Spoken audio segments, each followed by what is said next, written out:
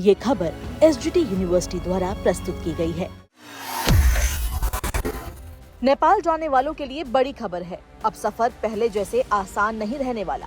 जो सीमा कभी खुली आवाजाही की मिसाल मानी जाती थी, वहां अब हर कदम पर पूछताछ होगी।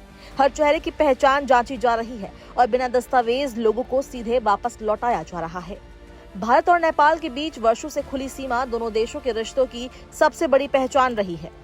रोजगार, व्यापार, रिश्तेदारी और पर्यटन के लिए हर दिन हजारों लोग इस सीमा को पार करते हैं। लेकिन अब नेपाल प्रशासन ने बॉर्डर पर अचानक सख्ती बढ़ा दी है। नई व्यवस्था के तहत भारत से नेपाल में प्रवेश करने वाले हर व्यक्ति के लिए वैध पहचान पत्र दिखाना जरूरी कर दिया गया है। चाहे आधार कार्ड हो, वोटर आईडी कार्ड हो या फिर पासपोर्ट, बिना किसी पहचान दस्तावेज के अब सीमा पार करने की अनुमति नहीं दी जा रही। इतना ही नहीं, अब बच्चों के लिए भी नियम सख्त कर दिए गए हैं। 15 साल से कम उम्र के बच्चों को भी जन्म प्रमाण पत्र या स्कूल आईडी दिखानी होगी। अगर किसी परिवार के पास जरूरी दस्तावेज नहीं मिलते हैं तो उन्हें बॉर्डर से ही वापस भेजा जा रहा है। नेपाल प्रशासन का कहना है कि ये कदम सुरक्षा कारणों से उठाया गया है।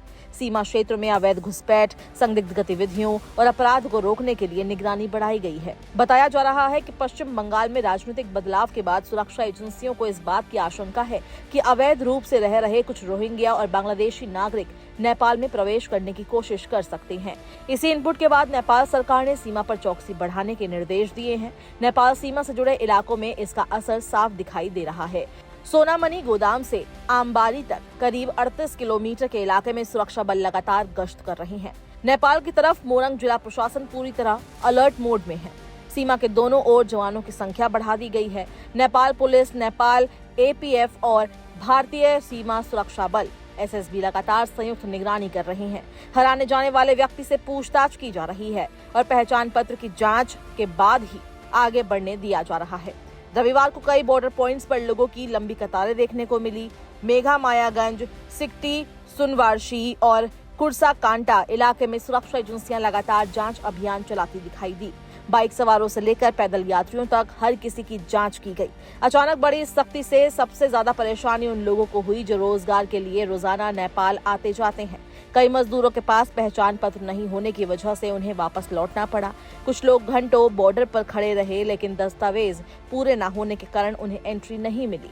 सीमा पर मौजूद अधिकारियों का कहना है कि ये नियम सिर्फ भारतीय नागरिकों पर ही नहीं बल्कि नेपाल के लोगों पर भी लागू है। हर व्यक्ति की पहचान सुनिश्चित करने के बाद ही आवाजाही की अनुमति दी जा रही है। नेपाल एपीएफ के अधिकारी ने साफ कहा कि सरकार के निर्देश के बाद सीमा पर पूरी सतर्कता बरती जा रही है। किसी भी तरह की अवैध घुसपैठ रोकना इस अभियान की सबसे बड़ी प्राथमिकता है। उधर भारतीय सीमा पर भी एसएसबी ने निगरानी बढ़ा दी है। अररिया में तैनात कार्यवाहक कमांडेंट ने लोगों से अपील की है कि जो भी लोग नेपाल या भारत के बीच यात्रा करें वे अपने साथ वैध पहचान पत्र जरूर रखें।